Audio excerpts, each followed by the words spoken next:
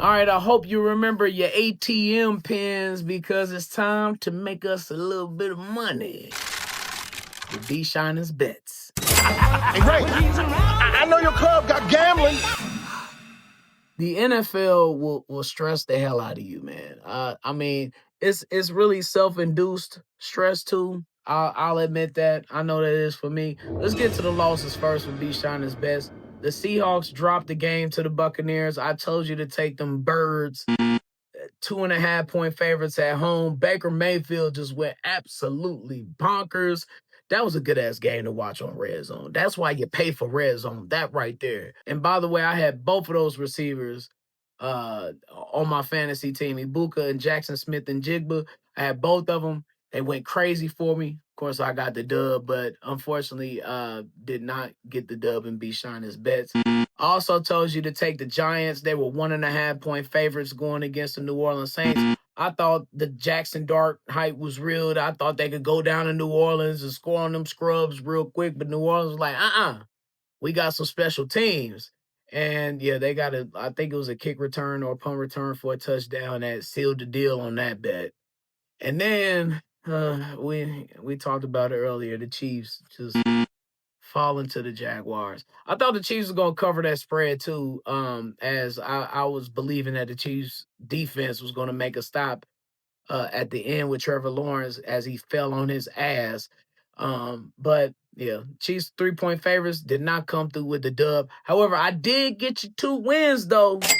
If you listen to me, I told you to take the Browns as they squeak by 4.5 dogs versus the Vikings. The Vikings won by 4. And then I was all over this one. I knew this was happening. I told you to take Denver.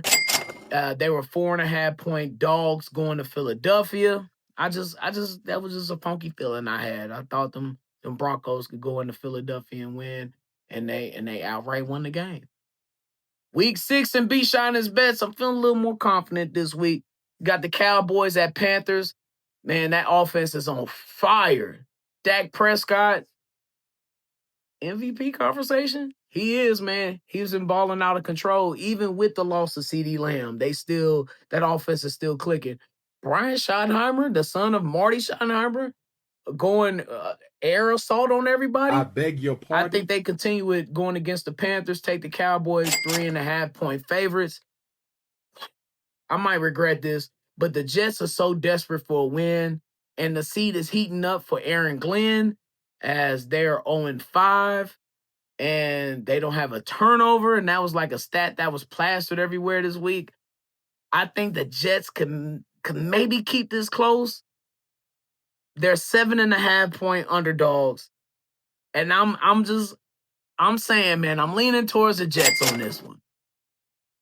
Rams, 7.5-point favorites going to Baltimore against the Ravens. They are a wreck in Baltimore. I'm just go with the Rams. Puka Nacua is going crazy. Plus, they got an extended rest because they had a Thursday night game last week. They're pissed off because they lost to the Cardinals. They need this win, and yeah, they just going to beat up on Baltimore this week, I feel like. Take the Rams, 7.5-point favorites. The Tennessee Titans at the Raiders, they're 5.5-point dogs. That's a lot to me, especially coming off a win they just had against the Cardinals, and the Raiders are looking terrible. I don't know. I think the Titans can get the best of Geno Smith. Take them 5.5-point dogs at Las Vegas. Baker and the Buccaneers, 2.5-point favorites versus the 49ers. See, it's different because if this was at San Francisco, this is a clear-cut home away situation. If this was at San Francisco, I'll tell you to take the Niners. But it's at Tampa. Take the Buccaneers, man. Baker's going to go crazy again against Mac Jones and them Niners. Buccaneers, 2.5-point favorites. Take them. Put your money on them Buccaneers. Fit check. Yeah, that's me. Well, the secret is you got to coordinate. Most people don't coordinate. So you got to coordinate. Yo, this was one of the more interesting slate of Sunday uniforms. Let's get right into it. First off, we'll kick it off with the Chiefs. Just the all-white Red Sox, my favorite uniform combo of the Chiefs. Let me run it down real quick. Number 1 is the white on white with the Red Sox. You got to have the Red Sox. Not the one with the White Sox. We'll get to that in a second. Number 2, the classic home red jerseys with the white pants, Red Sox. An all-time classic look, but it's a close second. But that white on white with the Red Sox is super clean. The Chiefs hardly ever wear it. That's probably the uniform combo they have worn the least over the franchise's history, and it might be why it's number 1, because I rarely see it. In the Marty years, you didn't see any Red Sox with the all white. The only time you saw the Red Sox with the all white constantly was with the Texans in the early years of the Chiefs in Kansas City. Other than that, you know, they switched to the red pants and went to the White Sox, and then when they switched back to the white pants for the road, they went to the White Sox. So yeah, man, the all white with the Red Sox, it's an A1 look for the Chiefs. It looks so perfect. And then of course number 2, home red with the white. Number 3 look, the road white with the red pants. Man, I was so happy when they brought those back. What was that? Was that 2000 or 99 when they brought the red pants back? I want to say it was 2000 when they did that. I was so happy when they did. Puma did an ugly job of those pants at first. Reebok did a little better job, but Nike, they got it down perfect though. What's the next one after that? Probably the all red. Yeah, the all red is probably the 4th best look for the Chiefs. And the Chiefs don't have many to choose from. So my last one, of course, is the white on white with the White Sox, man. Just, yeah. I get it. I get the White Sox because it matches the stripes on the pants and the jersey. But the Red Sox just totally lifts that uniform up out of this hemisphere. It really does. All right, enough with the Chiefs. On to my favorite uniform matchups from Week 5. Houston and Baltimore. The more I see Houston's uniforms, the more I fall in love with them. And y'all know I'm not a big fan of the White Sox, but it worked with what they had on Sunday because it went with the jerseys. Baltimore, shout out to them, even though they are playing terrible. Wearing the all-purple look, love that uniform combo. Miami at Carolina.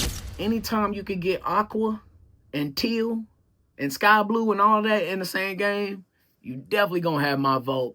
Not a big fan of the Dolphins uniforms. As y'all know, they need a reset ASAP. Just go back to the merino joints. But combining that with the Panthers all white with the sky blue socks, it was a great look and a great game too. Shout out to them Panthers for coming back. Tampa Bay at Seattle, the Throwback Bowl. The 1976 Brothers Bowl. Anytime expansion teams come into the league with each other, to me, they're brothers. Jaguars and Panthers, they're brothers. They came in 95. Seattle and Tampa Bay came in 76. They're brothers. The Chiefs and all of our AFL brothers, you know, Raiders, Broncos, Chargers, the Bills, Oilers, Jets, who's the other one? Patriots, we all brothers. Since we came in the same time.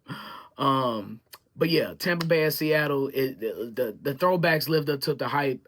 I don't need to say much about them. We've been bragging on them all weekend, and I'm going to continue to. They look good, man. Seattle, y'all know how I feel about Seattle's uniforms and how they need to bring back that color scheme. Not necessarily those 1980s, 1990s Seahawks uniforms, but bring back that color scheme and maybe insert it into the jerseys that you have now. But come with a different uniform though, because the uniforms the Seahawks they have now, they're okay, they're fine. They just seem a little dated to me now. A classic matchup. Raiders at Colts. The Colts didn't mess around and wear the white socks. They wore the blue socks, so they get an A+ grade for that. The Raiders looking like the Raiders. Hate the team, hate the organization, but love the uniforms. And another team that I hate, the Denver Broncos. They came looking sharp. That's probably my favorite look from Denver. The white jerseys with the dark blue pants and the dark blue helmet going against the Eagles. The only thing with the Eagles is they wore the white socks with the white pants. And I don't know why NFL players just want to look like they have on leotards.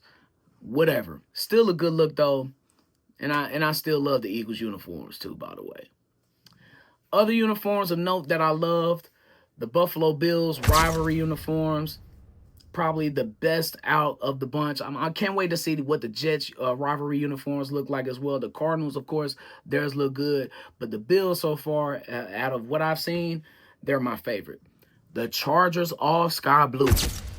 Not a fan of mono colors like that, but when you do it like the Chargers, they do it right. I think what separates, like, you'll be like, well, what's the difference between the Chargers look and the Lions look that you don't like?